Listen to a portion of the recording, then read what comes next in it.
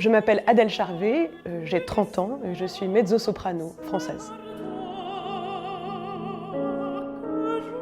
Mes parents disent toujours que j'ai chanté avant de parler. Mon père nous passait du Bach tout le temps, notamment l'art de la fugue, et paraît-il que je pouvais chanter le début de l'art de la fugue alors que je ne parlais pas. Et très vite, quand j'ai su parler, c'est devenu mon moyen d'expression premier. D'abord parce que ça me faisait plaisir à moi, et puis parce que je me suis rendu compte que ça faisait plaisir d'abord à ma famille, et puis je n'ai fait que chanter depuis. Des voyages musicaux qui m'ont transformée et qui ont été un peu des tournants. Enfin, je pense à un voyage notamment, c'était celui au Verbier Festival où je participais à l'Académie de Lille. J'ai passé 3 semaines de masterclass avec un groupe de chanteurs complètement international, un Coréen, des Russes, un Néo-Zélandais, une Française, enfin un groupe fou, polonais. Et on a vécu des expériences merveilleuses de masterclass là-bas. Ce qu'on ignorait en arrivant, c'est que le festival décernait des prix, notamment le prix du musicien le plus prometteur de l'Académie. Et j'ai eu l'honneur de recevoir ce prix. Et d'ailleurs, ça a changé complètement ma carrière, qui n'existait pas vraiment. J'avais gagné quelques concours et je faisais beaucoup de récitals, je faisais que du récital même. Et soudainement, ça a changé la perception du monde de la musique à mon égard. J'étais plus une jeune étudiante sortie du conservatoire prometteuse, mais quelqu'un qu'on pouvait vraiment considérer pour du travail et pour des rôles. Et donc, après ce concours-là, ce qui était extraordinaire, c'est que nous étions 2 étudiants du CNSM, moi de Paris et lui de Lyon, et on faisait peut-être, je ne sais pas, 5 ou 6 concerts par an, et soudainement, on a eu 20 récitals aux Pays-Bas. Et donc, on a sillonné les Pays-Bas avec notre programme, je crois que c'était Schumann, Schoenberg, Wolf, enfin un truc assez pointu. Enfin, on pensait que c'était pointu, on se sentait un petit peu sérieux, quoi. Et je me souviens notamment qu'on jouait l'opus 2 de Schoenberg, qui est vraiment un Schoenberg post-romantique. C'est de la musique merveilleuse, et on adorait jouer ce petit opus. Et à chaque date, on croisait, en discutant avec le public, il y avait toujours quelqu'un qui nous disait « Ah, l'opus 2 de Schoenberg, qu'est-ce que je l'aime, c'est une de mes œuvres préférées !» Et à chaque fois, les bras m'en tombaient, parce que je me disais « Mais je crois que jamais en France, quelqu'un du public qui ne fait pas de musique, ou qui juste aime la musique un petit peu comme ça, me dirait que l'opus 2 de Schoenberg est une œuvre importante dans sa vie. » Et d'ailleurs, moi-même, avant de le chanter, je ne connaissais pas cet opus, et je pense qu'il y a beaucoup de musiciens qui ne connaissent pas l'opus de Schoenberg. Et donc les Pays-Bas, c'est particulier pour cette raison.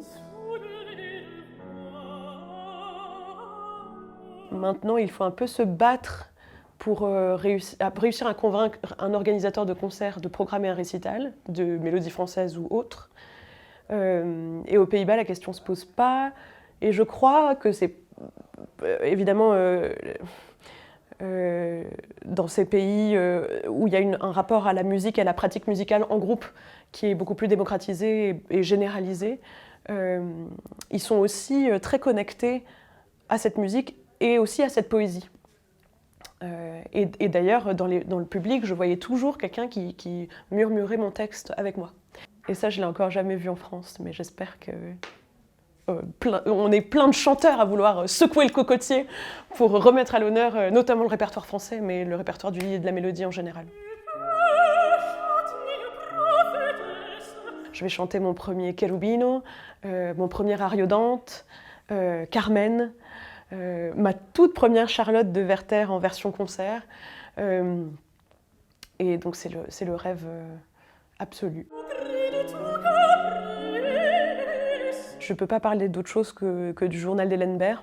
Hélène Baird est un petit peu notre Anne Frank parisienne. Elle a écrit un journal entre ses 19 ans et ses 23 ans. Et elle a été finalement déportée. Elle meurt à Bergen-Belsen. Et elle a écrit un journal merveilleux, en fait. C'est une étudiante en littérature anglaise. Et elle joue aussi du violon. Et elle est vraiment très imprégnée de musique, de littérature. Son journal est truffé de ce qu'elle écoute et de ce qu'elle lit. Et en plus, elle a une personnalité très lumineuse, elle aspire au bonheur, elle aspire à la vie. Elle est très consciente qu'elle écrit parce qu'elle en a le devoir et parce qu'il faut raconter ce qui s'est passé. Et en ce moment, j'ai la chance de le jouer dans une version musicale écrite par Bernard Faucroul. Mais vraiment, j'encourage tout le monde à lire ce journal parce qu'en fait, très peu de gens en France le connaissent, alors que ça a une vraie valeur littéraire. Hélène Baird est une vraie écrivaine. C'est pas juste le témoignage d'une époque. Il y a une vraie valeur littéraire à ce qu'elle écrit. Je me souviens que ado et pré-ado, je sais pas pourquoi, j'avais une obsession pour l'auberge espagnole. Et je me disais, oh, j'ai envie d'être vraiment cool comme, comme les personnages du film.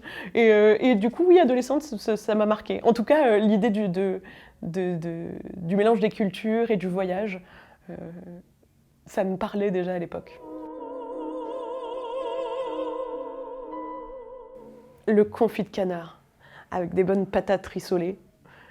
Vraiment, je pense que je pourrais en manger tous les jours. Et d'ailleurs, j'en ai mangé avant-hier.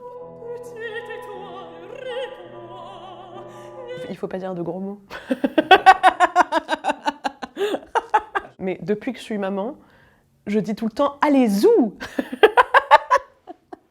Et là, je me sens vraiment... je me sens vieille.